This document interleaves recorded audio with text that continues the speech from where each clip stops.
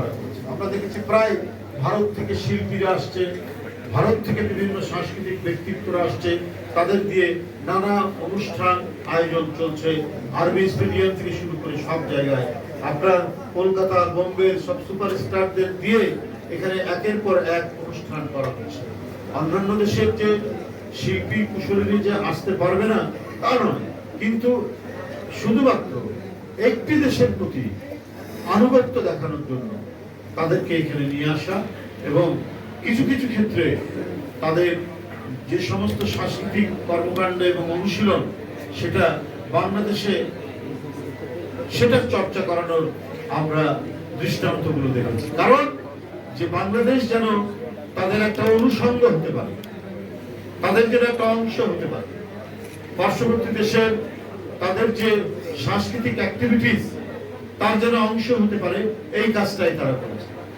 5ই August ঘটলো, আমরা আবার নানা ধরনের শক্তির উত্থান দেখলাম এবং অনেকেই এই উত্থানে গণতন্ত্রের জন্য লড়াই করেছেন, কিন্তু এর মধ্যেও আমরা দেখেছি কিছুটা সূক্ষ্ম পার্থক্য।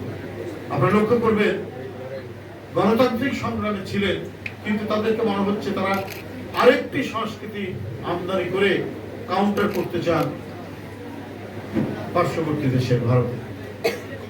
তারা এখানে কাওয়ালি নিয়ে আসছেন, তারা এখানে আরেক দেশের সব ইয়েগুলো শিল্পী কুশলীদের নিয়ে আসছে। তো ফলে আমার কাছে যেটা মনে হয়েছে বা আপনাদের কাছেই মনে হবে যে একটা মানে যারাই করছেন শেখ হাসিনার আমল, তারা এক ধরনের সাংস্কৃতিক আধিপত্যকে আমন্ত্রণ জানিয়েছেন, আবার আরেকটি পক্ষ আরেকটি সাংস্কৃতিক আধিপত্যকে এখানে প্রতিষ্ঠা করেছে। কিন্তু একই সময় আপনি দেখবেন 16ই ডিসেম্বরে গত বছর বাংলাদেশে একমাত্র রাজনৈতিক দল যে বাংলাদেশের শিল্পী কুশলীদের নিয়ে মানিক মিয়া ইউনিয়নে অনুষ্ঠান করেছে। পার্থক্যটা কি?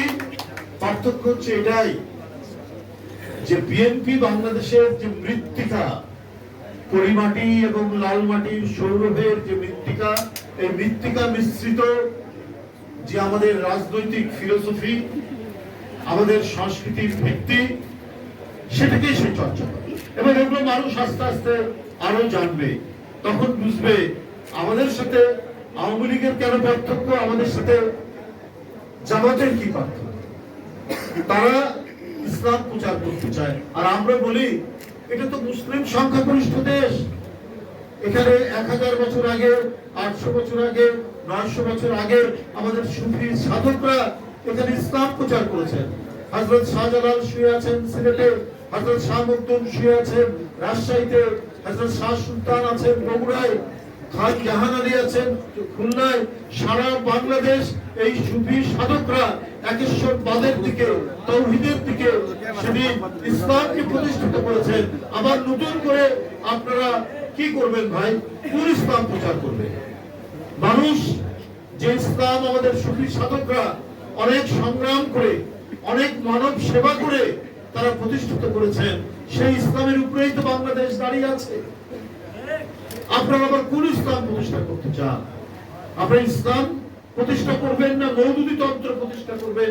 এইটাও কিন্তু মানুষ ভাবছে এবং এটা নিয়ে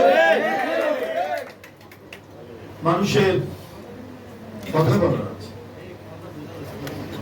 আমি আপনাদের কাছে বলতে চাই যে বাংলাদেশে কেউ কেউ মনে করছেন যে বিশ্ববিদ্যালয় এক ধরনের ফলাফল হয়েছে। আমরা গণতান্ত্রিক যে ইচ্ছা, গণতন্ত্রের সাধারণ জনগোষ্ঠী বা ছাত্র সমাজের ইচ্ছার প্রতিফলন, তার বিরুদ্ধে চারণ করি না।